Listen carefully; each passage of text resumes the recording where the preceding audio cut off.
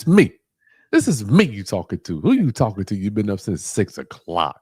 And Yep. Nobody gives a shit, right? So why thank you. talk about the problems? I've been up since 6 o'clock. What they got to do it? Round up. Greetings, class. It is Sunday. Every Sunday, Dan Borrero and Kris Haskins comes on live to answer your real estate investing questions and share with you what we're doing in business.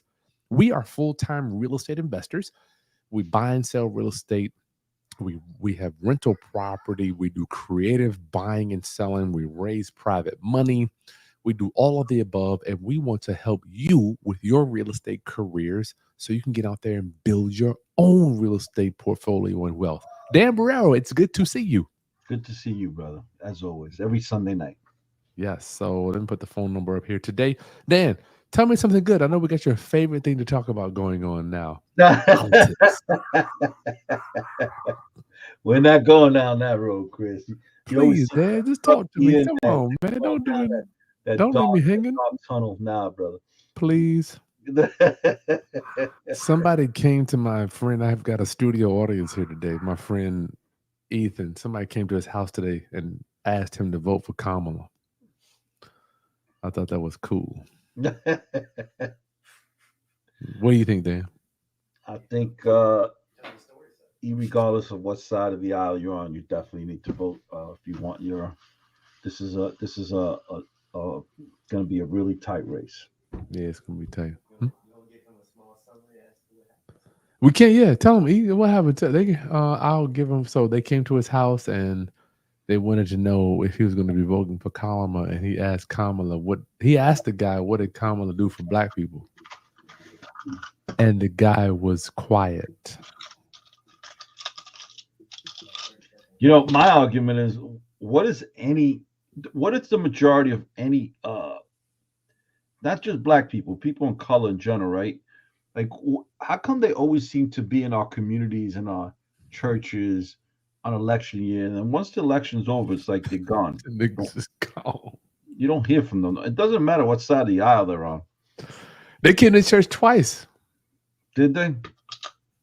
You know what? I can't be mad at them, man. That's their game. What do you do? Round up. Call in tonight. 757-204-1332. 757-2. Oh, shoot. Dan, you got to go to IG on your screen and hit go live. My bad. 757-204-1332. On which screen? Go to your IG with that stream key. You'll see go live in the top right-hand side. Got it. We are here to answer your questions, not only about real estate, but about financing, about the sport of acquisition and finance. Why? Because Dan and I together have been in the real estate business for over 50 years. 50 years. You're not talking to two guys that have been out here just creating content. In fact, Dan, I was thinking about you the other day, man. I'm so glad when we met. You were a real estate guy, right? You're not just, I get so burned out watching lifestyle people, and I think people follow you for the work that you do. And you're like, you don't even have to do this no more. You're doing it because this is what we do. This is what we do. And I see you on site. You're making sure that things is getting done. You're making sure that the measurements, and in your eye, I remember the other day you were pouring some concrete. You're like, I gotta make sure this concrete things pop up. Let's talk about that concrete situation, Dan. It was a retaining. It was. There used to be a tree in a specific spot of the property, almost on the property line. The tree fell down about maybe 5 years ago, and it uprooted all the roots. And I cut it out and then left the stump. But over the years, the stump had also deteriorated. So with the rainwater and the way it was running, the way the land is elevated, it started to deteriorate the dirt that was underneath the cement, which hence I had to build a retaining wall to stop that dirt, because otherwise I would have to have repoured about 10 yards of dirt of concrete again. So you had to reinforce what's underneath that cement. Thank God I had 4 inches of cement that I poured originally. Like, it's got to be 13 years ago with rebar. So So although some of it was hanging in the air, it was still strong. But before it cracked and became a major expense, that way this only cost me about maybe, labor and material about 2,500 versus what it would have cost me if I had not done what I did. So It was a preventive maintenance situation. you're a master at that, Dan. I'm so glad you do that stuff. Yeah. And guys, I want everyone to realize this is the things that happen. Like, do you count on? Did I account that I was going to have to spend $2,800 on that this year? No. Did it bother me? No. Did it hurt me? No.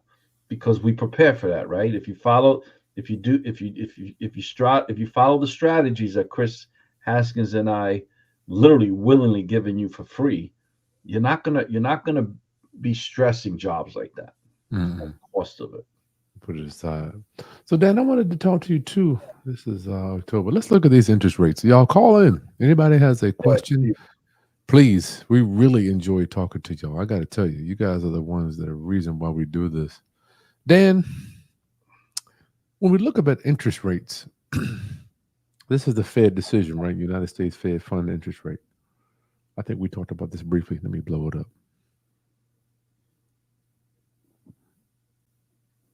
They lowered the interest rate 4.5 to 5. So it went down, right? No. My understanding is the Feds lowered the prime rate that they charge the banks money. 4.75%. That's where they're at. Actually, no.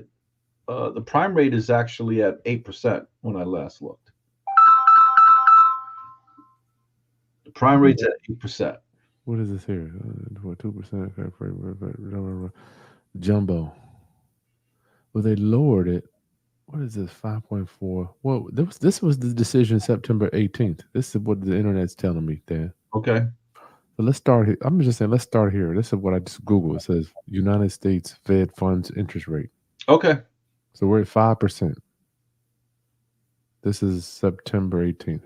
I want people to, because they lowered it 50 basis points is what they call it. 100%. Yeah. I mean, 0.50. So, but the rates have been going up, man. but that's where we're going. This is where we're going.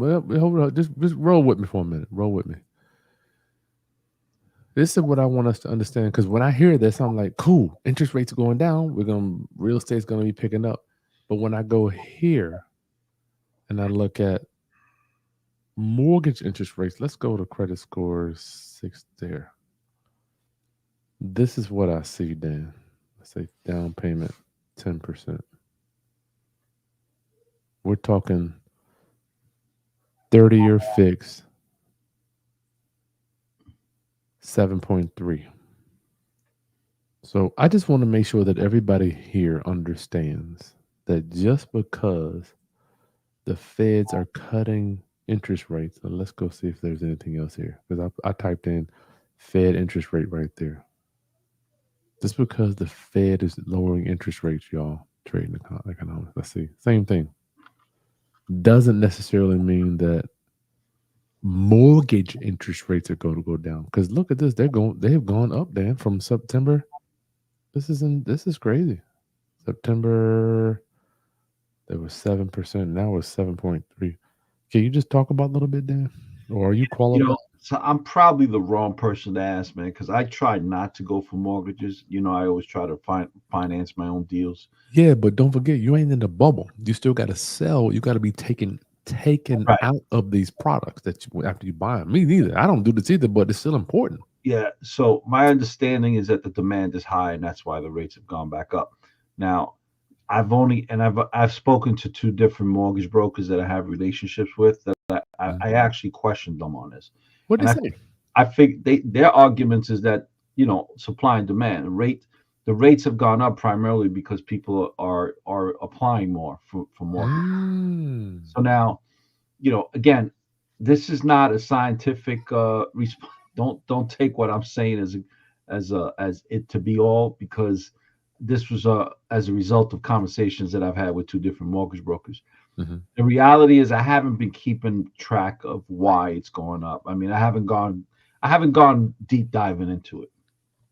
Well, I don't necessarily want to stay at, neither one of us are qualified to discuss why, right? I'm not saying that, but I just want to talk about the perception when people hear Jerome Powell come on and say we're lowering interest rates, all this stuff, and then people going out to get a house are like, damn, interest rates going up. So I just want to make sure that we understand the understanding of how real estate works is where it all starts. Right. That's all, man. So let's start with what the prime rate is. The prime rate is which is what the feds lend money to the banks to at that rate, and then the banks lend us money. They usually add another 2 to 3% on top of that. Yeah. That's their margin. That's their profit, right? So the reality is that I personally believe that the banks are getting money to lend to people like us as a result of their decline. Press 1. I'm sorry, Dan. I didn't mean to cut you off. Caller, hold on 1 second. We'll let Dan finish his thought. Then we'll bring you on. Caller. Yeah, I Hold on 1 personally second. believe that right now we have a high savings rates in the United States, especially after COVID. But I don't know, man. I don't think I'm qualified to answer that question. Yeah, and Dan, I'm not even asking you why. I just want, you've been around the block, so I just want people, including me, when I hear all this noise about Fed lowering rates, I just want us to understand that doesn't necessarily mean it's not a equal thing, right? Like if you have this, doesn't equal that. That's all. Yeah, look, it really, who helps? It helps more Main Street, corporate America. Corporate America. That's who it's really helping the most, right? Because the cheaper they could borrow, supposedly the ideology is, the more work, the more they'll invest in research and development or equipment and then creating more jobs, right? Now, depending on who you ask, depending on what side of the political aisle they are, they're going to give you a dozen arguments why it works, and then the other side is going to give you a dozen arguments why it doesn't work.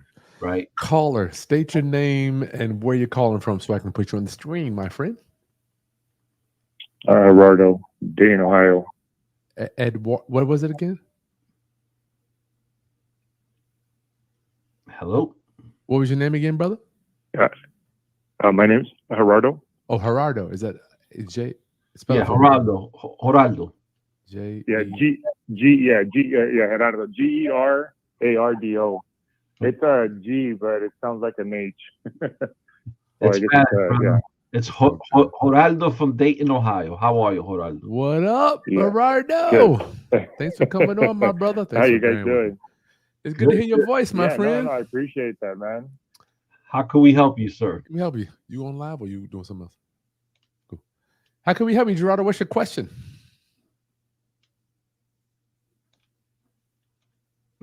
It's coming in now. Darn it. You lost him? No, something. I have him call back in. He's here. I just got to get him linked back up.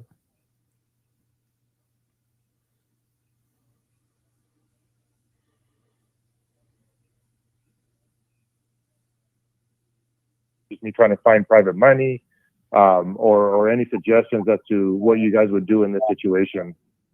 Private money. Gerardo, would you mind just starting from the top one more time? We lost you on half of the question. Oh, I'm sorry about that. No, so I moved from California to Dayton, trying to build my portfolio here and trying to network.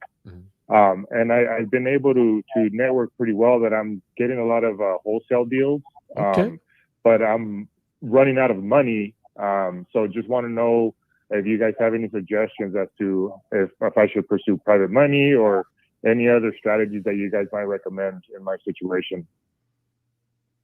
Gerardo, that is a great question. Dayton, Ohio, it's a very big emerging market for especially for new investors, and it's much more affordable there. Am I correct, Gerardo? Yeah. Yes, sir. Yeah. The reason why I moved here, I got this from Ken McElroy, is I started researching U-Haul one-way, their studies that they do every year of their one-way U-Hauls, and they ranked Ohio as number 4. Yeah. So yeah, I ended up here. But yeah, prices here I'm getting my properties like a 3-bedroom, 1-bath for about 40 grand value add. I'm adding maybe like 20, 30 grand, and they're ARVing about 110 to 140. So I'm able to cash out refinance. But I'm just running out of money. So I'm kind of letting go of some deals, and I hate having to do that. Well, listen, Hard. The reality is that none of us have an infinite amount of money, right? So, and I'll give you an example. So, let's take Warren Buffett. If Warren Buffett goes and spends $100 million on buying Coca-Cola stock, he has $100 million less to buy any other stock, right? So then that means you have to look at your assets and then readjust those assets and then decide which ones you're going to need to get rid of to reinvest. But when you're reinvesting, you should be reinvesting up. So meaning it sounds to me like you're buying a lot of single family homes. And by the way, Geraldo, I was actually going through this in 2009 to 2012, right? And I had to figure this out. So, you know, one, the primary thing I realized was I had to move quicker. My team had to be more organized so that I could get that property, not only acquire the property, but get that property fixed up, ready to go, either for rental, so that I could start generating income to then show the bank that I could, so I could get a refi, or if I was going to resell it.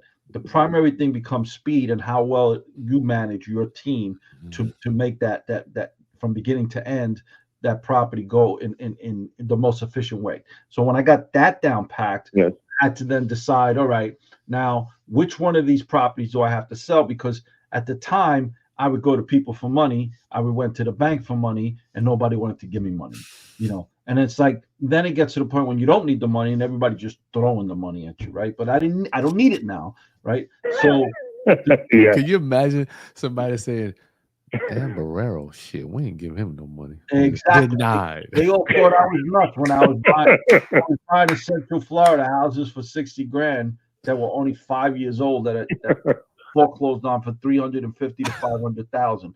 But they thought I was nuts, right? Like this guy, he's going for a pie in the sky. This guy out of here. So the point is, what I would tell you is, because you're in the mix already, is you really, really, really got to get your team in play, your team working in the same mentality that you're working in, right? And you got to, and that takes a lot of not only coaching, not only preparation on your side, on the back end, that your team's never going to see what you're doing, but it's also a motivational thing, right? You got to constantly motivate these people, constantly motivate them to move quicker, right?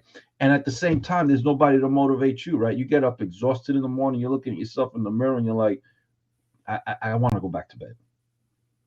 Or it's 12 o'clock at night, you're doing paperwork because you were in the field with your team all day, making sure they were doing what they're supposed to do, and you're exhausted and your eyes are bloodshot and you just want to go to bed, but you can't, right? So, but nobody's there to motivate you. So you're you're your biggest motivator, right? So it's a lot. I would say that's where you need to start, right? Once you get that in a functioning manner, that you could be acquisitioned and ready to refi or sell that property in less than between 45 days to 95 days, then you're going to start seeing things move a lot quicker or easier on your behalf. But then on top of that, you got to go for refining. You got to get money, right? I'm going to leave that part for Kris to explain, because it was Kris that opened up my eyes to the private money side. So Kris, if you mind, please elaborate on that. Gerardo, number one, it's so weird, as we pass one barrier or hurdle in our lives, another one comes up. When I hear you say, I did this, I've been doing this, now I got more leads than I got deals. Isn't that amazing? It's just so, I want to say it's just so magnificent how life works. Let's start there, right? Because you have conquered or mastered those hurdles, correct? 100%. Yeah. I'm feeling the confidence in your voice, and I would love to just be having dinner with you, talking about. Go ahead. Yeah, I mean, I've had such a quick mind shift. I had my hands on too many different things. I had like a cannabis delivery service. I was doing Amazon. I was doing real estate, and then I was looking into opening up a business, and it's like, man, I'm not getting anywhere. I got to just focus on one thing and build that the best that I can, to where I can just, quote unquote, potentially retire and start working on different things that I'm more passionate about. So I just made the plunge. That's why I moved. Luckily, I don't have a family. I made the move from California. I've never left California. I moved to Dayton and you know, just came here to try to Dayton. We just went to Dayton. Yeah. Oh, I wanted to first buy a property without living here because I think that was a fear of mine. So I just kind of try to, you know, wherever I'm scared of, That's I try skill, to man. face That's a it. skill right there. Yeah. So yeah, I just definitely not complaining. I'm grateful for the position that I'm in, and no doubt. you know, and then listening to you guys are helping me out so much, and just finding out different strategic ways of you know, figuring out real estate. I would like to know a little bit of your skill set before I. Here's the thing: when I have new coaching clients come to my world, not saying that Dan and I are like the end all be all. I mean, we're just people trying to help people get to the next step. So I would like to know about your skill set. Are you in Dayton when you buy real estate? No doubt the stuff you're talking about is stuff that's on the MLS. You can buy right off the MLS up there, correct?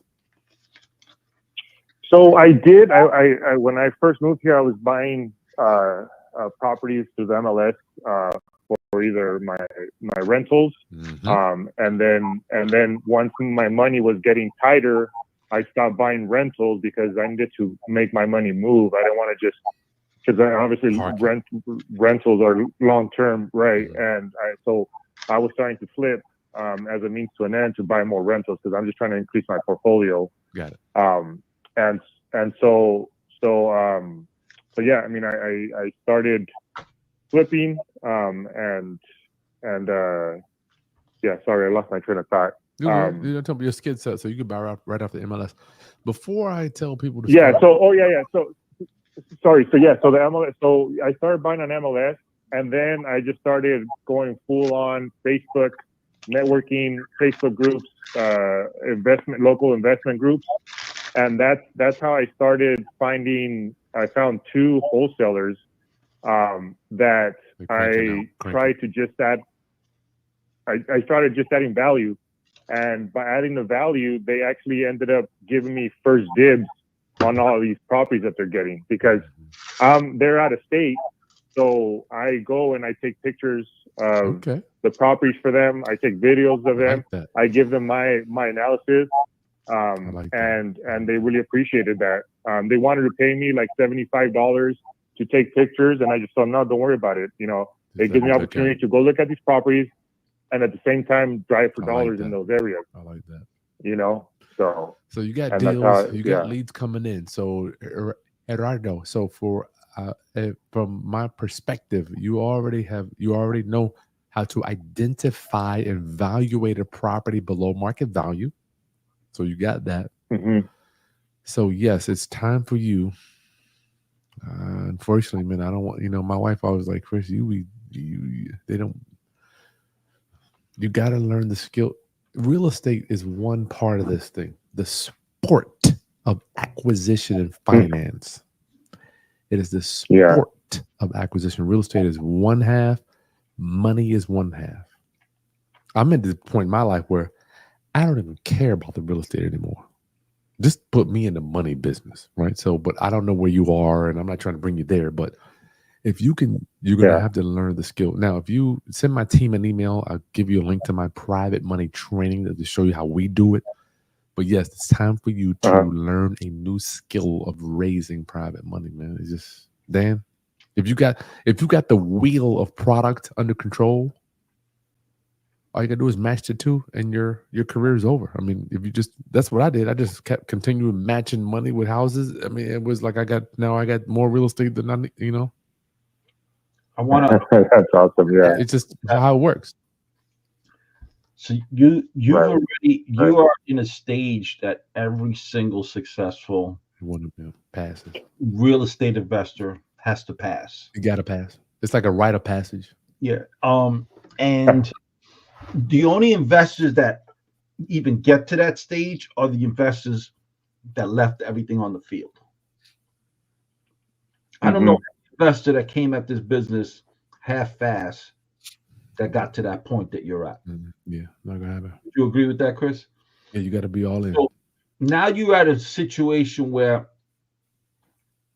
everything that got you to where you are currently at, you have to start modernizing and changing your frame of thought, right? So, case in point, you're talking about, you realize that buying long-term hold properties, although it's cash flow, is not going to get you, not going to allow you to scale quick enough. Is that correct? Is that what I'm hearing? Yes. Okay. Yes. And again, every successful real estate investor has been where you're at. So now I can only tell you how I got through that. And the way I got through that was, I said, you know what? I want to scale fast. And I want to keep some of these properties for myself. I can't keep them all, but I can keep some. But I want to scale. How do I do that? So what I used to do is buy one property every 18 months, 24 months in New York City, in Brooklyn. But I couldn't scale at that rate because the acquisition cost in New York City was so high. Did you hear that? Yeah, I had the wrong channel up. Payment. Now, the way I overcame that was because I finally got to where you're at. And what I realized was I had to do my fix and flips. So I would do fix and flips on condos, fix and flips on single family homes, fix and flips on townhomes, right? But I would use that money not to buy another single family home for rental because I couldn't scale with that. I'd use that money for my payment, for my seed money. It's a lot of times paid outright cash to go buy my 4-family house. Right? Because now I got 4 doors under one roof. If I got one vacancy, I've still got 75% of the rent coming in. When you have one single family house, 100%. You're 100% vacant, right? Now, where you're at in Dayton, you have the fortune of you're in a position where you have Dayton College, which is near you. You have some manufacturers that are by you, right? So why would you find yourself to single family homes for your long-term holds when you can buy a 4-family that's also in the area, 4, 3, 6 families in that area? A lot of them are abandoned that you could renovate from, do gut jobs, from the brick up and do them the right way. And those are the ones you keep because you did the job right. Now you have 4 doors under one roof. So when you go for an estimate for that roof, you're not getting 1 rent, you're getting 4 rents, right? Either way, you got to learn how to pay those bills every month for that property, whether it be the mortgage, water and sewer, interest. Before you were taking out the time to pay for 1 house, now you're paying for 4 rents. Either way, you got to learn the financing then. Yeah, but you got to learn the financing. And the way you do the financing is you're going to prove to people, hey, this is the road behind me. And I learned this from Kris. Kris, I need you to elaborate more. Actually, Gerardo needs you to elaborate more on what the road behind them does for him. Because it was through Kris Haskins when he said that to me in 2019. I was like, damn, you know what, Kris? I was against it. And when I went back to my hotel room, I was thinking all night about what Kris said about the road behind me. Kris, elaborate on that, please. It's a Gerardo. Sounds like he's got a road too, Dan. It's not like that's what I'm saying. He has it. So explain it to him. Yeah, so people are willing, just like when Dan Borrero years ago was starting out to borrow money, nobody wanted to give him the money. I just can't even imagine the guy. I didn't know who he was then, but now, since he's done all that stuff, he's got them. He's managed multiple properties. He's bought and sold millions of dollars. He's done this. Boom, boom, boom, boom. People are happy to give him money. Just like for me, when we roll up, I borrow money from a text message or an email. Either you're interested or not. We got a whole list of people that are ready. So Gerardo, we got to just start flapping some gums. Gerardo, you have wholesalers that are selling you the houses that they never seen. Why not approach those same wholesalers and say, listen, you can still make money. You don't have, I'll do the work from beginning to end. Lend me the money. That's true. You already have their confidence. Sorry, say that again. I didn't get that. You have wholesalers that you added value to them. You created a relationship with them. They love this guy. Right. You've obviously demonstrated that you know what you're doing. If you're giving them an analysis of the property and they're basing their purchase on that analysis, they have a respect for your opinion, right? That's a road behind you. Those are the very same people I would start at trying to get loans from. Yeah, I would too. Gerardo, give that a shot. Gotcha. Let us know. So send my team an email. Just go to my Chris at chrishaskins.com if you want a link for my private money training, my brother. It's time to get you some private money and learn creative financing too, because some of those guys you could take over some debt from them. You never know. Good luck, my brother. Let us know we can help you. That. Okay. Thank you. Yeah, thank you so much. I appreciate you guys' time. Yes, sir. Peace. Dayton, Ohio. That's cool, Dan. You been up there before? I have not, man. I know a few people who've been investing out there, and and the only thing I know about it is what they told me. Keon says, "Good evening. I'm in Richmond, Virginia, right here. Would you recommend starting off buying tax liens?" I'm gonna let Dan answer that. I would tell you I recommend that you do some serious self-education before you do that. There's a book called do that in Virginia. Yeah, there's a book called Real Good Deeds. There's another person named Sean Higgins that I highly recommend you follow.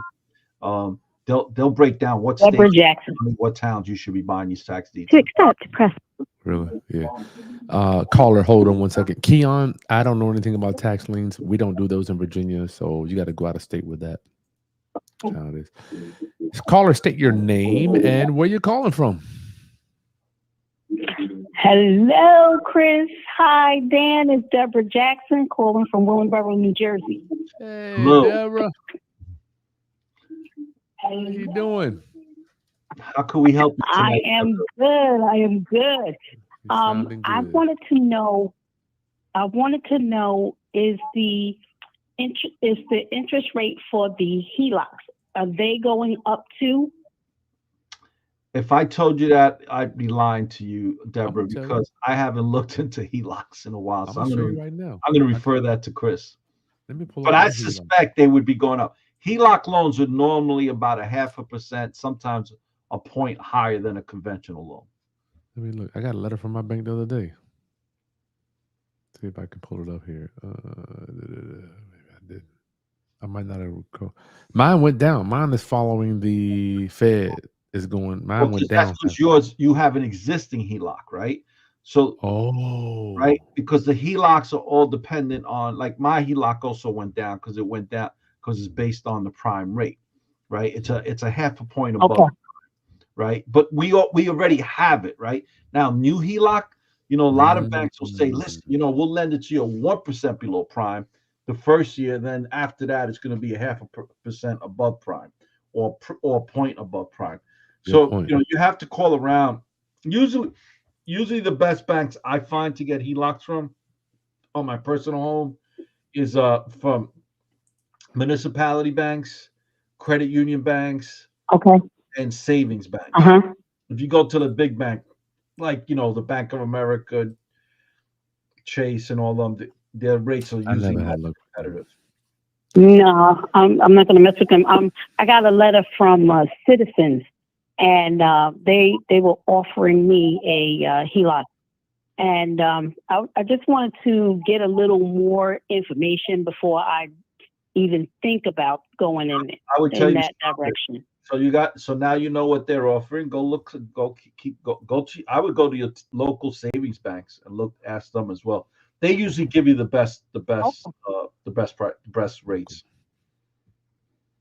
Okay. One thing I did learn is to get at least 3 quotes, no matter what.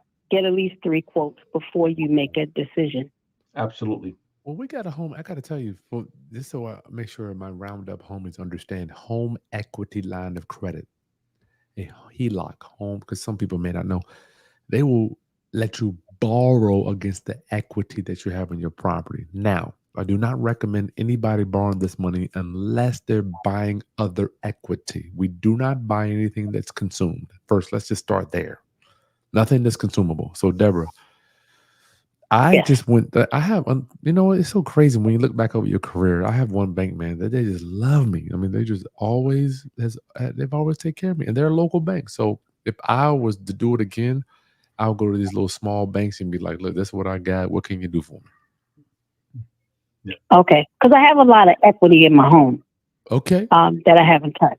Yeah, but Deborah, so I would have. You come to our mentorship class, correct? Yes. Okay. Yes. What do I always say? Every Wednesday. do I always tell my mentees about home equity lines? Do you know? Don't borrow if you're gonna use it for like paying bills and stuff like that. That's right. If you're gonna use it, make sure that you use it to invest, get something that's Buy more equity. That's going to Buy bring in equity. money. Yeah, equity. So I don't, Kris nor I, and Kris, I'm sure you don't mind. I hope you don't mind. I want to speak for you. If I'm wrong, I just did. I just borrowed $250,000 on my house the other day. Yeah. I mean, but I got it out buying other equity though. Kris and I do not recommend people who are not financially literate to get home equity lines. In 2009, 2010, I was buying property from the banks with a second lien, which was home equity lines. They paid Okay. $300,000 for this house. 5 years later, they owe $600,000, right? Because they got over leveraged, Okay. right? Because the bank says that they could give it to you doesn't mean that you could afford it, right? That's number one. Number two, you know, when I walked in the properties, the house told me everything where they went wrong. They had brand new swimming pools. They had marble granite counters. They had sub-zero refrigerators. You know, nice. The huge lanais in the yard, the PVC fencing. So you know, the designer stamped cement going to the yard and around the pool, right? Nice. So it was real nice until they couldn't afford it, right? So none of that creates revenue for you to pay back that interest line, that home equity line. Now, I don't recommend people to take a home equity line and invest if they've never done it either. Would you say that, Kris? Okay. Yeah. If I were to do it over, I would take a HELOC and partner with another savvy investor. I just wanted, I would leverage their skill. You know, Deborah, we don't know where you're at regarding your sophistication and your lead flow and all that. So if you're skilled, use it for yourself. I'm still like at the beginning. I'm on with both of you guys. I'm trying to learn as much as I can. Good. Because I don't want to get into a position where I worked for 39 years just to get the house that I'm in now. So I don't want to put myself in a position where I lose what I have. You don't. Kris, let me ask you a question, because I didn't start using a home equity line until after I owned 10 properties, right? Okay. That's when I first went for my home equity line.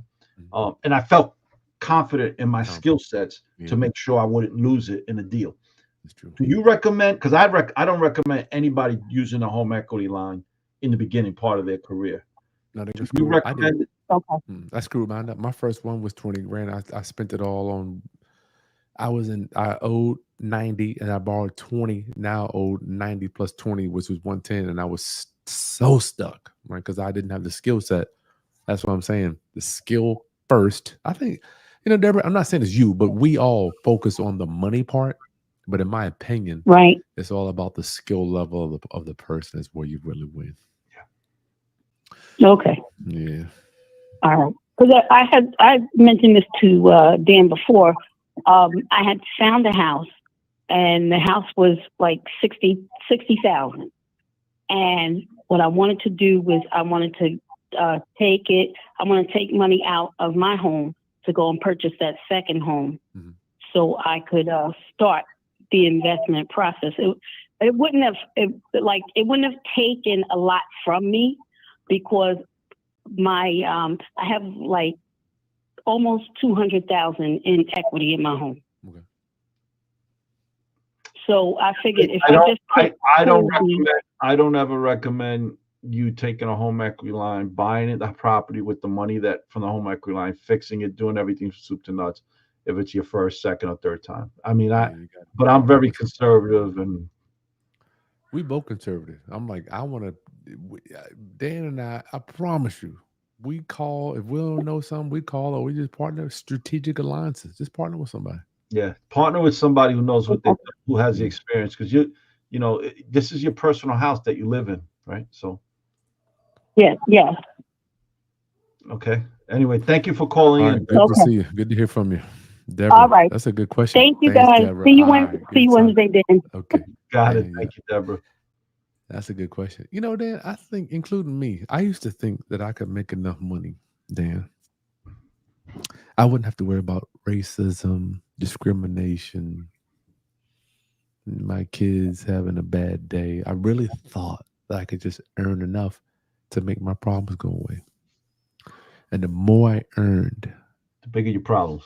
they got so fucking bigger. My kid goes to school now, Dan. No bullshit. She comes home. She goes, Dad, the kids are teasing me. They say I'm the rich Call kid. from. Ready. And we're going to come back to this. Caller, state your name and where you're calling from, please. Eddie, Maryland. Betty in Maryland. Betty. I think he said B. Eddie. Oh, Eddie, oh, Chris. oh, my bad. Eddie my from bad. Maryland. Yes, sir. Okay, What cool. up, Eddie? Hey, good evening, guys. Good Thanks for evening. coming in, my brother. No, thank you so much. I'm a longtime viewer and listener and first-time caller. And I just finally decided to take some action, and I just recently purchased my first home. I closed on it last Monday. So my Eddie. question is, Hold on. Thank you, Darn, thank you. Eddie, what? You gonna blow over that? Come on, let us get Say that again? let us help you bask in the robustness of increase for you, brother. Eddie, no. listen, Chris, baby. Dan, Huh? after, You're I was a gonna big say, deal. Thank you so much for the congratulations. You're a big deal. Are you married? Eddie, are you married?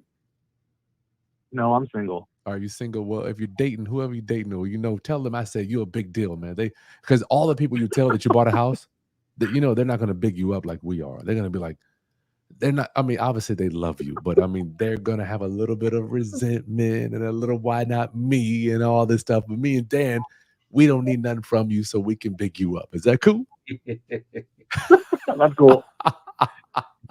Congratulations, my brother. All right, Congratulations, we bigged you up. Go ahead. Thank you. So, my question is, how do you guys know what to rehab? I got an inspection report as like a pass fail, because the property was being sold as is.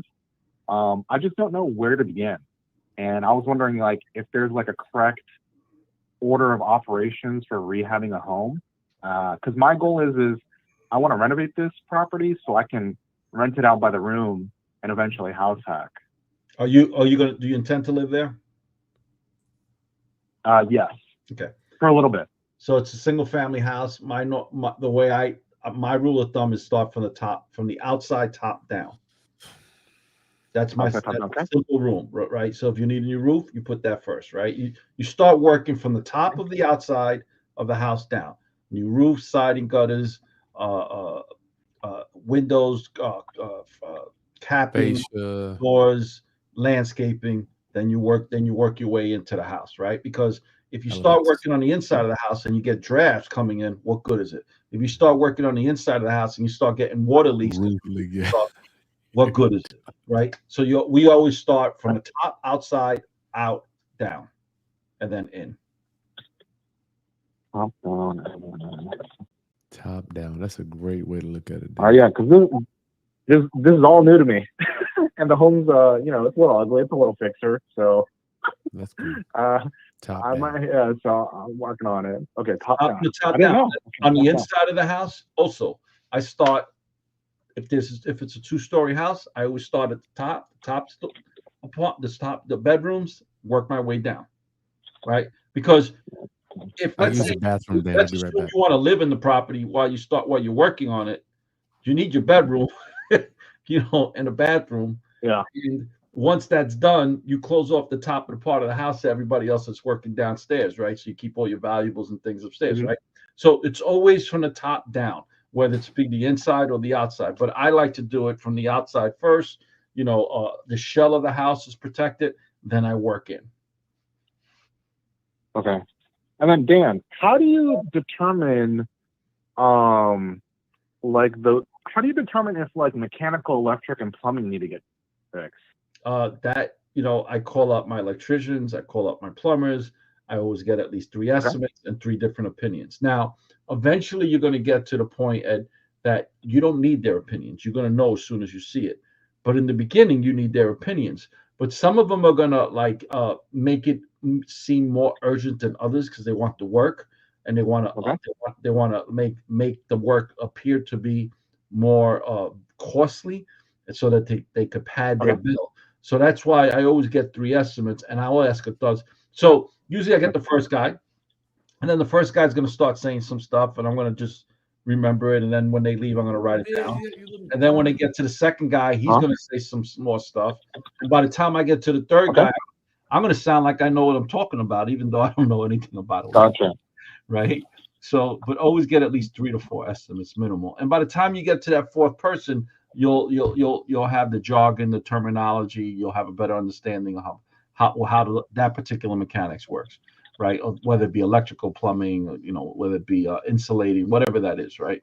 So, but again, but your engineer's report should give you an indication of what needs to be done first. Okay. Perfect.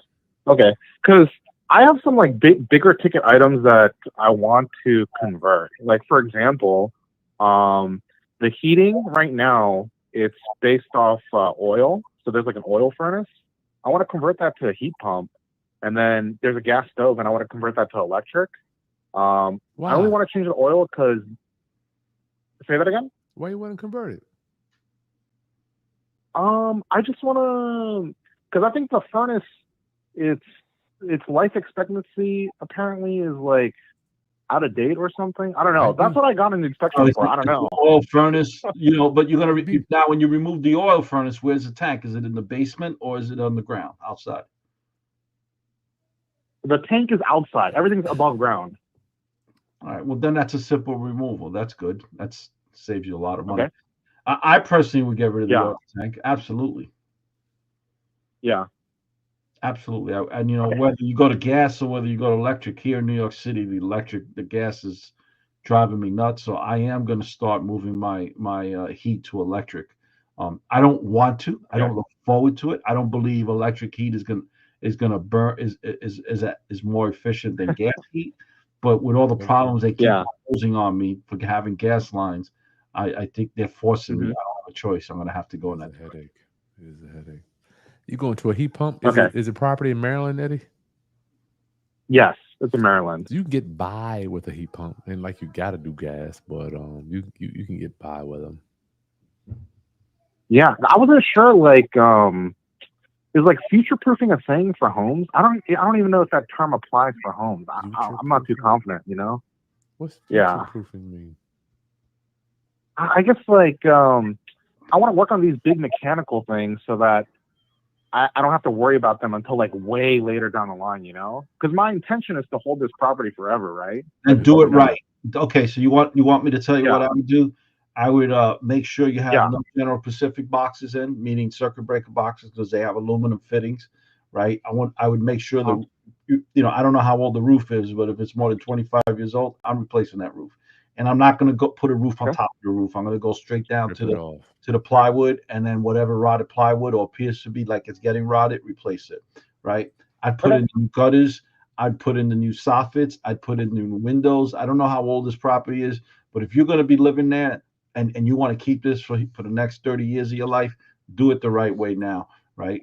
Subject to you being able to afford it, but Okay. Perfect. That's good. Thank you so much, guys. I appreciate it. I love your guys' content. Keep it up. Man, love it. You guys work too hard. I'll say it.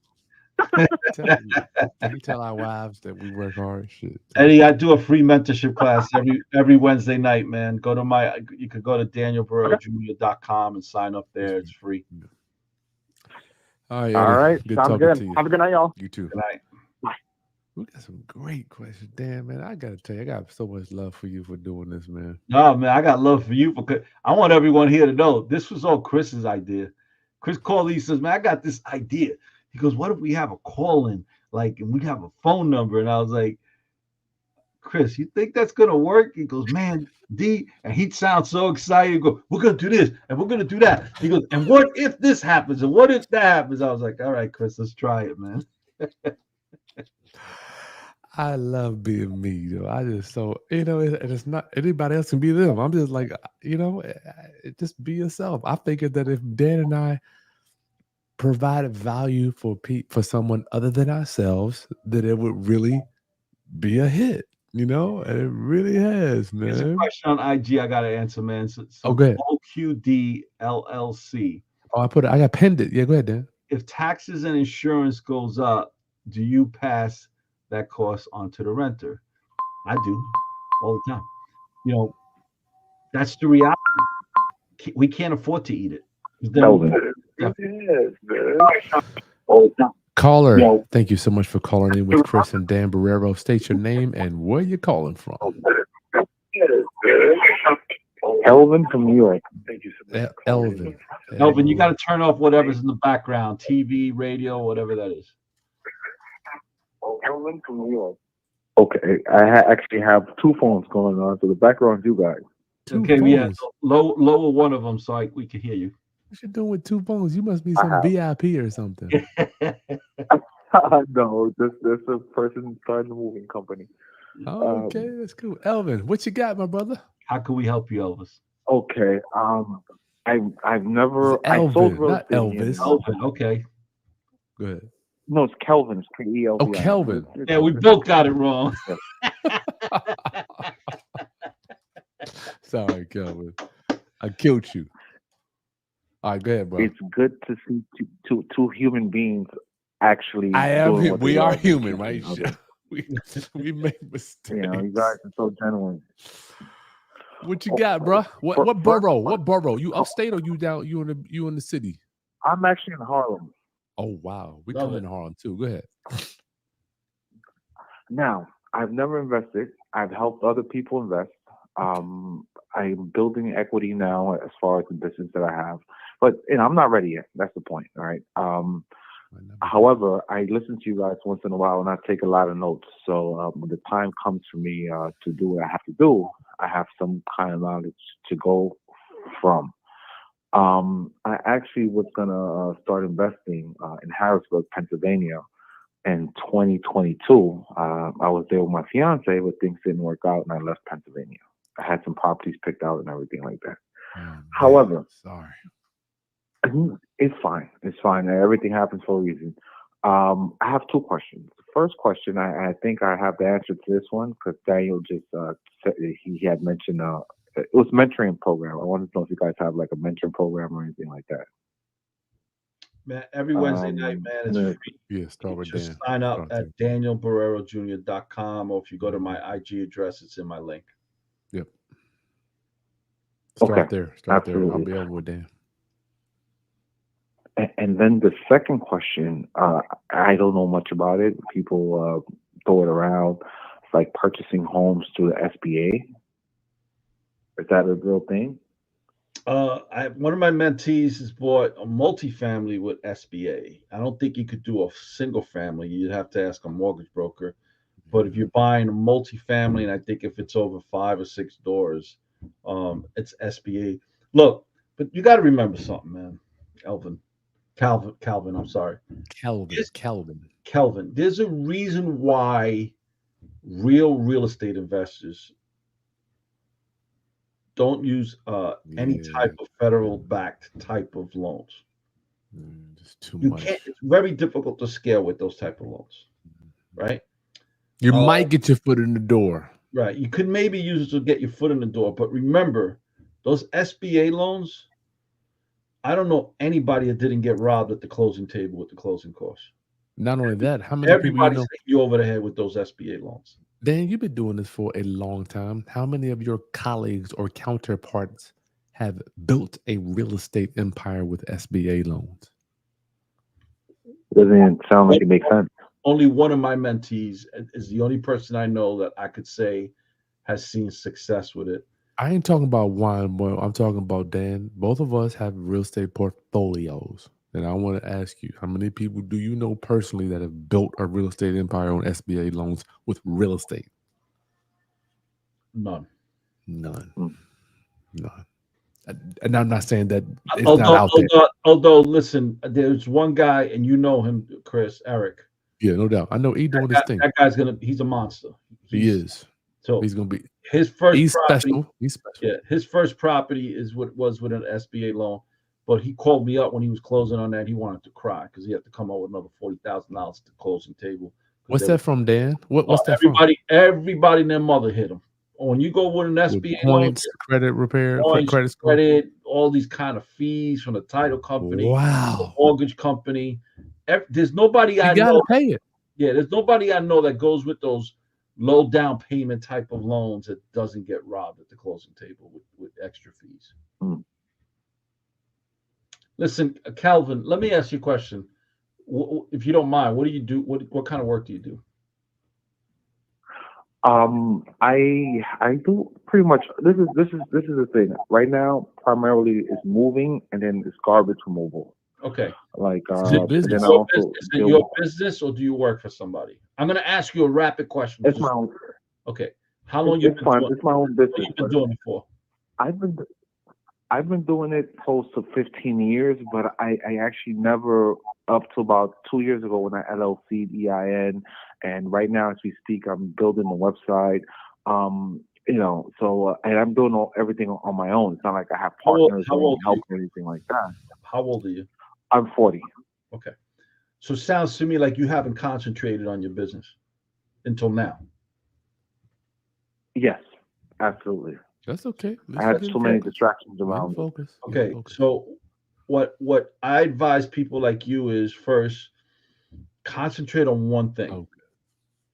Become the best at whatever that one thing is, right? I'm not that person that says, "Oh, you should diversify." No, bullshit.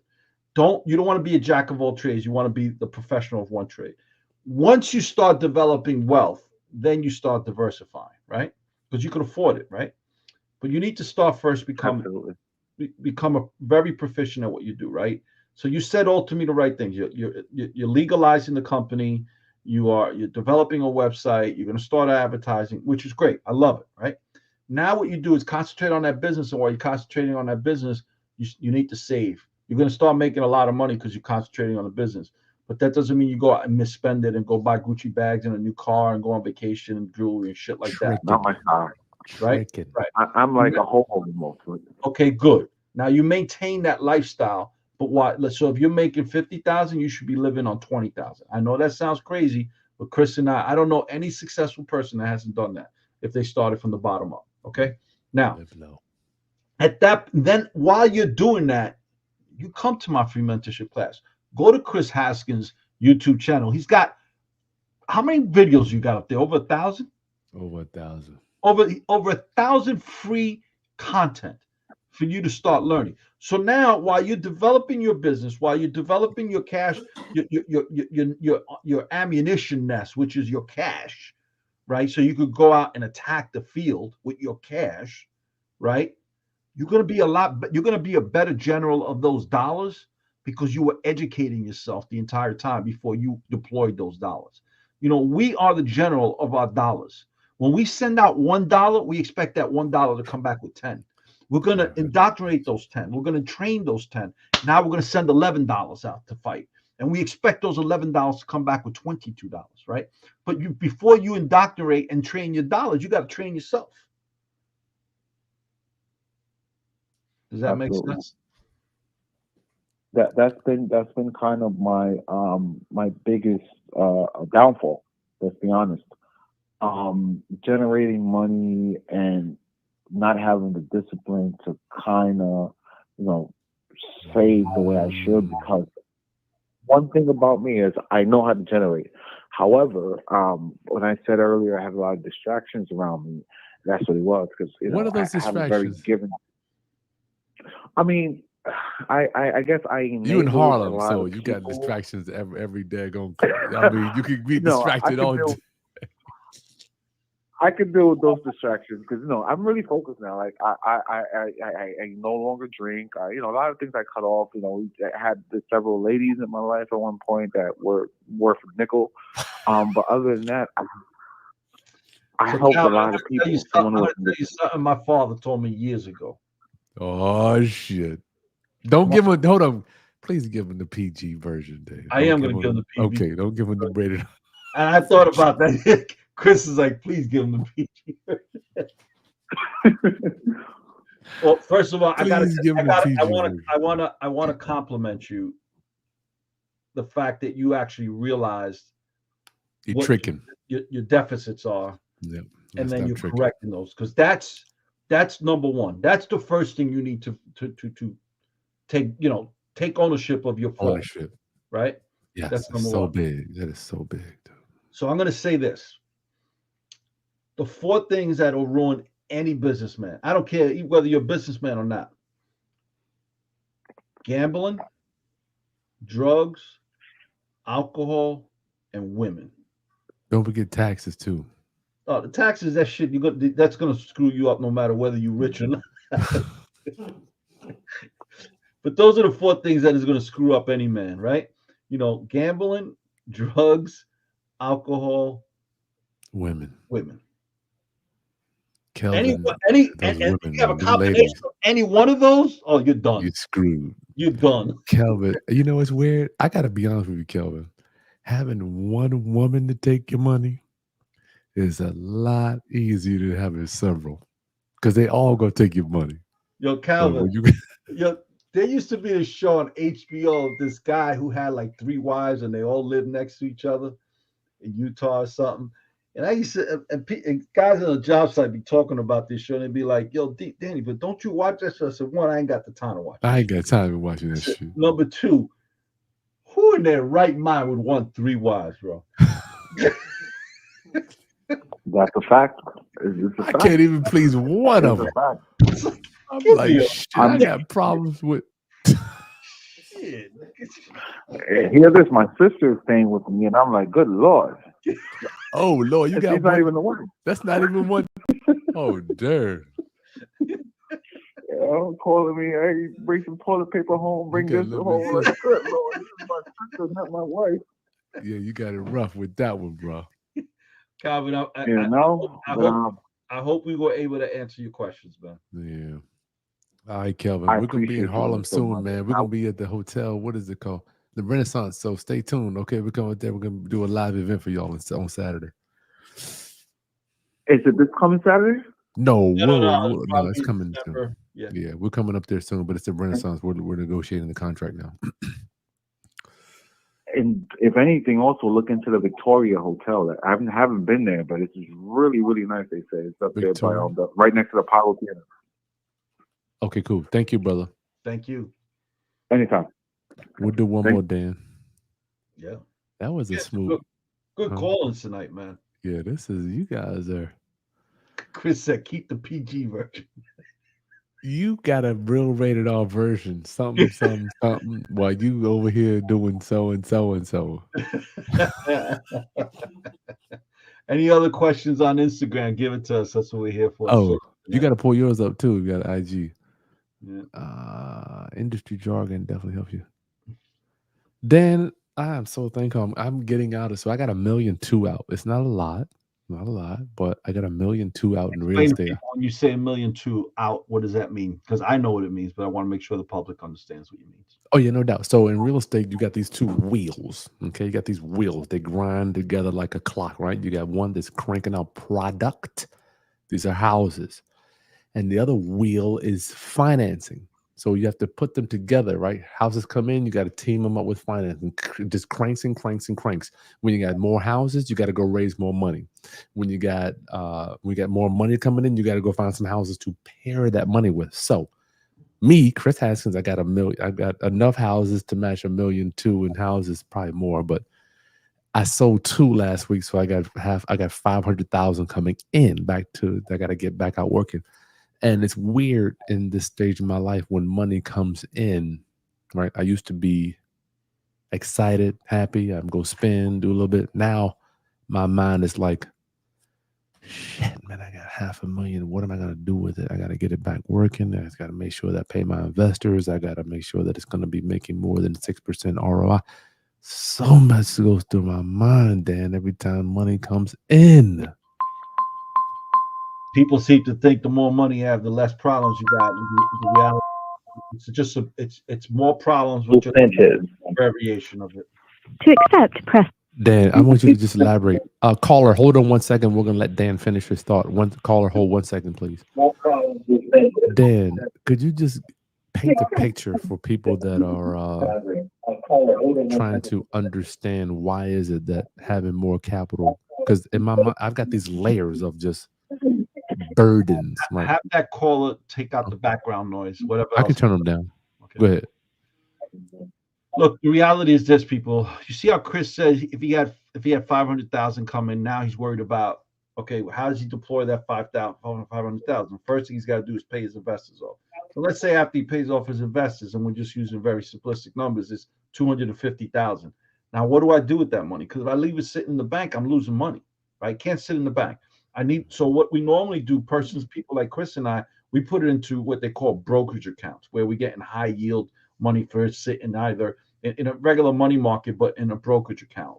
Right now, the average is right now between 4% and 5%. But at least it's making money while we figure out where to deploy that money to next. Right. So we're always got to think about we need to have a minimal cap rate. Right now, everyone's minimal cap rate depends on their tax brackets, how many kids they have, what their financial responsibilities are, what their risk tolerance is. Right. But we always have to figure out how do we, maximize what that money is making us, deploying our dollars. And like I said earlier, right, and I really want people to start getting this into their heads. We are the generals of our dollars. Our dollars are our soldiers, right? That's what we do as investors. So we deploy those dollars, whether in certain terrains that are more risky than others. But we mitigate that risk by understanding what the risks are, and then having high risk versus in the combination with low risk. Caller, please. Thank you for calling, and state your name and where you're calling from. Hey, how's it going? It's Michael. I'm from Louisville, Kentucky. How are you, Michael? Yeah, you know what? I don't think we've had Kris, I think Michael's the first one from Kentucky that's called in. I think it might be. Thank you for coming in, my brother Michael. Let me put you up on the screen. Yeah. I've been watching y'all for a long time. I just had a question about, with the general property taxes going up, what have you ever considered, or do you already invest outside of the United States? That's a good question. You want to answer that one first, Kris? I am considering it, never have, but I am considering it as the dollar loses value, and we could go on and on and on about that, diversifying, and I have not done it yet, though, right, Michael. I mean, I would love to hear what you're doing. Well, we'll let Dan go, and then you tell us what you're doing. I haven't done it. I'm in pest control, okay. And I had a rental house at one time. I sold it. I wish I never did, but I want to get back into it, and I'm just looking at different options. Just wondering what you guys thought about that. Investing outside the United States, or how you just here first. Yeah, what you think about. Michael, let's stay here. What you think about, of revolving around the taxes and things like that, Dan, I have not met one human being that has been happy about getting rid of an investment property so far in my whole life. Have you? Let me preface that. A cash flowing, great income producing property. Okay, no one's ever happy about getting rid of that. No. I mean, there are some properties I'm very happy I got rid of. No doubt. But look, I don't invest out of the country either. I'm a strong believer in that. I'm an American citizen, and I got the American federal government with their laws overseeing my investment, right? Protecting my investment. So Dan's favorite politicians are protecting his investments. No matter what state I'm in, right? So, you have the state laws and you have your federal laws. Now, in reference to taxes, right? Real estate taxes. The reality is this. When you invest, when you're investing, the rents are accounting for your taxes. The higher your taxes, the higher the rent is. It's rent up. Right? That's just it's one of it's irrelevant to an extent, right? Now, if you are, let's say, buying a single family house in Scarsdale, New York, which is a very, very wealthy place to buy in, right? you're buying that house for $3 million, and that means your market's going to be a renter for 12 grand a month, 12 to 15 grand a month, right? When you're buying a property in upstate New York where your taxes are not, where rather Scarsdale, that house is going to cost you $40,000 a year in taxes. Right now, you can go upstate New York and you could get something for 120, 150,000. Put 100 into it, you're into it for 250, and your taxes are 6,000. Right. So everything is relative. You just need to decide what is your target market. What area of the business do you want to be in? Do you want to be in a C class property, a B class, a D, or an A, right? And then you got to target that your particular tenant, who is your customer, right? Your client for that property, right? So it's irrelevant. So somebody asked earlier, if the real estate taxes, insurance goes up, does your tenants pay more money? Yes, they're going to pay more money. Just like if they went anywhere else. Right? Yeah, that makes sense. Anywhere else they went in Brooklyn, they're going to pay more money if you want to be in that specific area because everyone else's insurance and taxes went up. They got to cover their overhead. Okay. Yeah, I appreciate that. That makes a lot of sense. Yeah. Yeah, I would want, Michael, before I left the country, if I were in your shoes, you already have been a landlord. I mean, I know Kentucky. I've heard that Kentucky has a phenomenal market down there. I don't know. Oh, it does. Everything's a lot cheaper out here. It's the average house, 3 bedroom, 2 bathrooms, probably going for about $250 right now, something like that, $275. Let me tell you, my wife's nephew just moved out there, just got married, moved out there. Oh, wow. Primarily because of the woman he was with. She's a partner in a law firm who's going to be a lot harder for her to make partnership in New York. Yeah, you got versus him with what he does. Yeah, and you got the Bourbon Trail out here. Yeah, and nice. Let me tell you, attracting a lot of people. Kris, he bought a 3,500 square foot house for a fraction of the price that you could get a 1,500 square foot house here in New York for. So makes all the sense. Right. Yeah, and it's lots of more acreage. Everything's green out here. The weather's real nice. A lot of people haven't discovered it yet. I know it's beautiful out there. We drive through it once in a while. Thanks for calling in, Michael, man. We hope you hear from you soon with the next rental property, brother. And don't appreciate it. Really appreciate it. I could cry for every house that I've sold. And I'm gonna imagine how you're feeling from selling that one. I'm like, man, my mentor told me this years ago. Yeah, I know. I haven't met anyone that won the game of Monopoly selling the assets. Right. Yeah, I appreciate you guys, man. I'm putting on this, this podcast. I really appreciate it. Yeah. Michael, thanks for calling in, brother. Talk to you soon. Thank you. Yeah. You're welcome. Thank you, guys. Right there, Dan. Dan, when you sold that one for what did you sell it for? 1.7 or 2.5? What did you tell the last one? It was almost 1.3. How did you feel walking out? Did you feel like a schmuck? Did you feel like you won? Did you feel like you were? It hurt. You're walking out with all. I owned that building for almost 25 years, right? And I did a lot of work in that property. Mm-hmm. But the reality is that I knew it was time. Okay. Plus, it was my lowest performing property in Brooklyn. So you wasn't really tripping. I trip every time I actually drive. Every time I walk by it because I own properties on the same block. Actually, you saw it, right? It bothers me because it was but I don't know if it doesn't bother me because of the money. It bothers me because of the status. Does that make sense? Well, I'm just thinking like in my mind, I got $5,000 coming in a month or whatever, right? But tomorrow, I've got no grand coming in a month, but I got all this capital. Yeah, so but it's like the way different. I looked at it was I was making only 2.5% of the market value of the property. Why is that? Because the rents were only this much in that area. And but people are buying these properties. I don't know why people are buying these properties in New York City. Me personally, I wouldn't touch them. Maybe it's status for them too. It is primarily status. Plus, a lot of people have 1031 that money that they need to park. So I got a ridiculous offer for a property. I would have paid more than $900,000 for it, and I got triple that, right?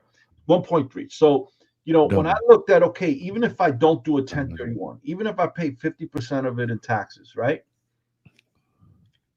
I put it into a money market at 4.5%. I'm making the same exact money I'm making without having any work to do. No risk. So it made sense for me to sell it, especially at my age, because I'm going to be 62. I'm looking to slow down. Right? And it was my lowest performing property of my entire portfolio in my Brooklyn properties. So, have I deployed that money yet? I haven't. I've got it in brokerage accounts. But I did find something that looks like we're going to be deploying it. And when I do, I'll let you guys know on this platform. Dan, we got a question here. If I read if this is my first buy, loan my money out. I wanted to purchase a duplex house to rent both sides out. I welcome you guys' feedback, feeding me rules and regulations to be on top. Brandon, what's up? I'd like to know more about that. I just can't even imagine how I'm trying to answer that one day. I'm not sure what he's asking. He's saying he's loaning his money out. If it's his first buy, he should loan his own money out to somebody else, I guess. Brandon, come on and bring that question because we can't quite understand what you just said. Questions on that, Brandon. Somebody wants to know how did they buy. Who is I want to just go back. Remember, guys, I was making only 2% of the market value. Now, did I lose him? Yeah. Worth now at this point, right? Because after so many years, you can't go. Caller, hold 1 second, please.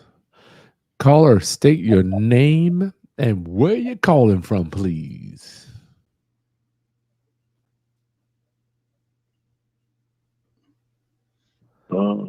I heard Richmond, Virginia, but I didn't get your name. James, James. James from Richmond, VA in the building. Yes, sir. Wake up, I have Dan. a question. I was in Dan a hard time getting for your butt. Go ahead, James. I'm sorry. I'm messing with Dan. That's okay. That's okay. Yeah, I was interested in learning how to wholesale property, but I was trying to learn how to do like a double close, and where do I find like a transactional lender and a good attorney that's familiar with doing double closing? That's a great question, brother. It all depends on what state you're in. Now, Dan, get your mind out of Manhattan, New York, because this stuff. No, there's certain states that are now starting to put regulations on wholesalers. He talking about double. He's talking about doing double closes and transactional lending though. Okay. So he's definitely on the right track regarding not having a license. So James, I am licensed. I'm licensed in Virginia. Okay, you're already licensed. So yeah, but I would prefer to try to learn how to do the double close. So guys like me and Dan are happy to loan money on transactional. The problem is most people are not truly they don't need truly transactional money. So Dan, you want to explain what true transactional? I'd rather you do it so much better than I do. All right, so James is talking about getting a house under contract, buying it today and selling it today, right? The same transaction. But the problem is same day dough is what they call it. So James is going to borrow 100 from me. He's going to sell it the same day for 110. He's going to take the spread. So luckily, James, you're forward thinking, you're an expert, and you know exactly what you're looking for. So we're not going to say that you need the money for 30 days, which most people they think they want to buy it and then go find a buyer. So I am a transactional lender. Dan would be more than happy. I don't know, but I'm guessing if he loaned $200,000-$300,000 to make $3,000-$4,000 in an hour. See, the problem last year, James, when $3,000-$4,000, we're not doing it for that. You know that. Well, your numbers are higher. I'm talking about for me. We're talking about $100,000. So James, the problem lies where the investor doesn't have that end buyer all set up, where Dan can just come in, wire in, wire out, wire in, wire out. So if you can do that, dude, you type in transactional lending, they're everywhere. Shit, I'll do that. I'll do it. There's no risk for me. I mean, it's Okay, zero risk. I mean, I'm literally. In fact, I've done them to where I just show up with a cashier's check for 200. They scan it, and then they give me my profit, and they don't even take the check because they just have to verify that the funds were there. I mean, they don't even need to. It's such a no-brainer business. okay. It's such a no-brainer business. I'm telling you Okay. where the issue lies, James. Most investors Right. really don't know. Most investors don't have their end buyer already. They want to buy it and then go look for the end buyer. Right. That's where the problem comes. Okay, so it's best to have a good end buyer, cash buyer list rather already They don't have to be necessarily cash. It could be somebody who's using hard money lending or whoever approved loan. There is no. It's best. It's not transactional lending if the end buyer is not ready. Right. It's not That's what I'm saying. Most people, it's confused. If you're not buying and selling the same day or the next day, it's not transactional lending. It's something different. Correct. Okay, so what you're saying is I need to have an end buyer or end buyers in place before I set the transactional deal up, correct? You said it right the first time. You need to have the end buyer ready because all the money goes in escrow. If you're buying it for 200 and they're buying it for 220, then we got 420. We have 420 allocated for that day. Okay. You with me? Second question. Okay. Second question. Where would you recommend I try to find an attorney that's kind of versed with doing this type of creative transaction in Virginia? I love it.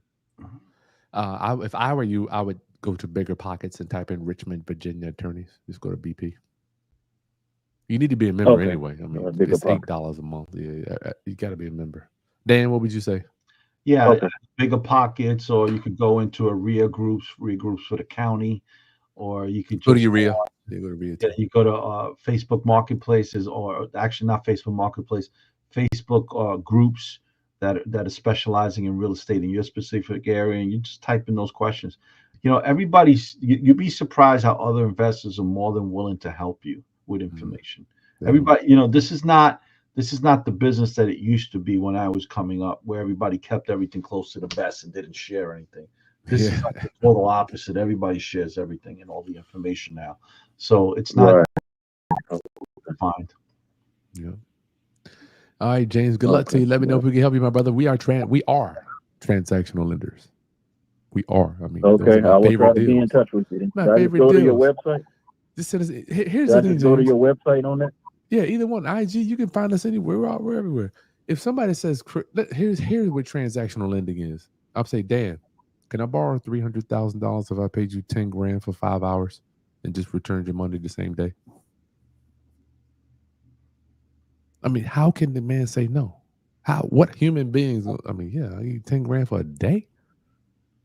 Secured by real estate. I mean, if the shit blows up. I mean, it's like, you with me, James? If that deal blows up, now the house. You get the house, but here's the thing: it can't. These transactional loans are the most secure loans. The end buyer is all. Dude, when I loan money on transactional lender, I don't even bring the money.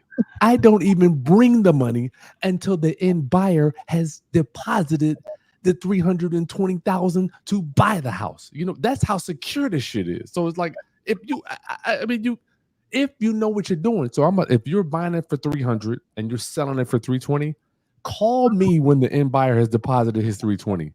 That's when I'm bringing my 300. You with me? So it's like, it's nothing to talk about. Because he's not funding it until he knows the buyer's money's there. I'm sorry I get excited because I'm like, most people, they don't really understand how transactional, they want to borrow the money for 3 days, 9 days. I'm like, that's not how transactional lending works. Thank you, all right, James. Huh? Thank you, James. Sorry about that, Dan. I get excited when it comes to that. I love it. How many transactional deals have I done? I'm like, call me when the end buyer's funds are in escrow. What are we talking about here? Really? What are we really? The money's already. All right, y'all. Can y'all help me to wake Dan up? You ain't even been drinking, Dan. I've been drinking. I'm up, believe it or not. I'm up. I'm up. All right. We got a question here. Somebody's buying a property subject to. I don't know how Greg, how he can wrap his mind around a subject to deal. Oh, how do you negotiate a subject to deal with somebody that's 60 years old? That's a Kris Haskins question. You know, man, that's gonna be rough. Greg, I wish I could. I don't know, man. Let's take one more question, Kris. All right, one more call. We get there. Dan, I'm gonna one more question. Oh, you going? Okay. Wake up. Go get some chewing gum, man. Damn. Yeah, I got this job. Excuses. I don't want to hear no excuses. And this is no bullshit. I don't care. I'm gonna be out of my office every day for the probably. Get my violin, man. Get my fucking. So, I want everyone to understand. Kris Haskins and I, we're rich and we still work like hell. So because I'm gonna be out of my office, I had to get all my paperwork done this weekend. And excuses are tools of the incompetent to create monuments of nothingness. My audience is going to be getting some live feeds this week on major waterproofing job that I'm doing for about 90 grand on one of my properties, all exterior. They start tomorrow. I got to be on that. I got to be there by no later than 5:30, 6 o'clock in the morning. Okay. Yeah. So, but I want everyone to understand, we do this business not to get wealthier, but because we love doing this business. Actually, I do it to get wealthier too. I ain't gonna lie about that. What? But I still do this business to get wealthier. I mean, I don't know if it's to get wealthier or the excitement I get every time I pull down a deal. Right. So Dan, you don't do this shit for money. No way. I can't imagine you doing. I mean. But I got to tell you, I'm excited, man, because this job has taken me almost 4 weeks to get the permits, man. Oh, wow. Is this the one in Brooklyn? They gave me the permits to do the exterior work, but they didn't give me the permits to put up the shed. I remember you having those difficulties. Yeah. So that job starts tomorrow morning. You inviting people out to see, or you just recording it?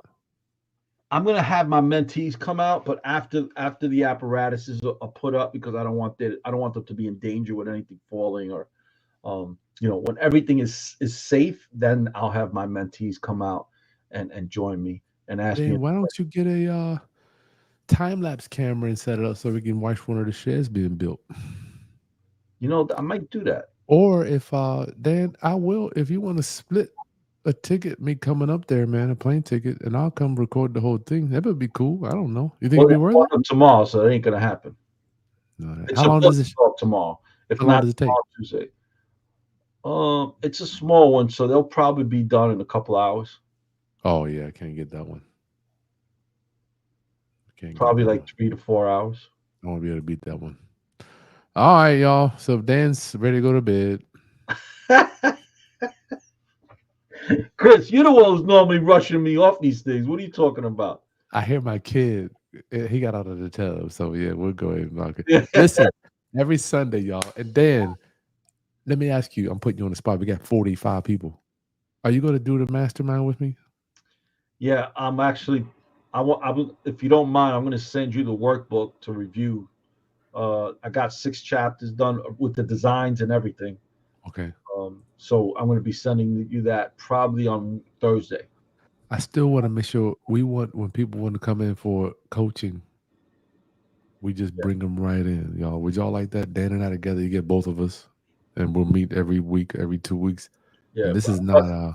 We're probably gonna. We're looking at doing something in New York City for the first one. We're not, guys. Kris and I have been collaborating on this for a little over a year now. We're not. And the reason it's taking us this long is we want to make sure we're bringing you real value. Yeah, Dan is big on that. Yeah, I don't want people walking away. Kris doesn't want people walking away with questions or feeling they didn't get their questions answered or feeling they're still scared to take that nosedive into the business. We want you to walk away feeling like Superman. Like, you know what? I got everything I need. I'm bulletproof. Let's make this shit happen. All right. Dan, until next week. Absolutely, guys. Give us a follow. There's a link below to join the channel to help me keep Broder on here with Dan, becoming one of our members. It's going to cost you nothing but a large Starbucks coffee a month. And you'll also see the link to my email. I'd love to have you on our email list.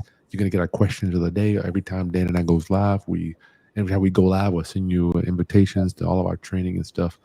It is an honor to serve you guys. Subscribe, please share this stuff. You got to share. If you don't share this stuff, we can't get the real information out.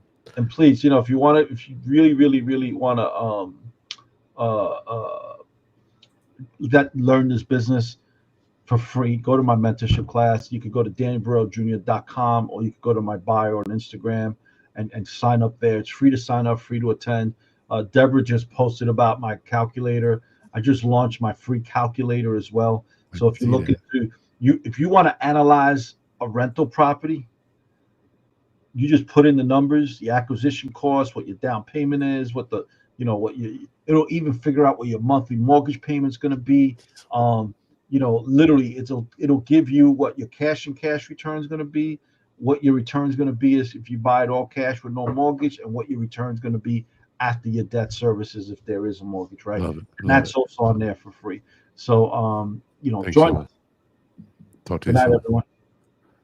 Thanks, Dan.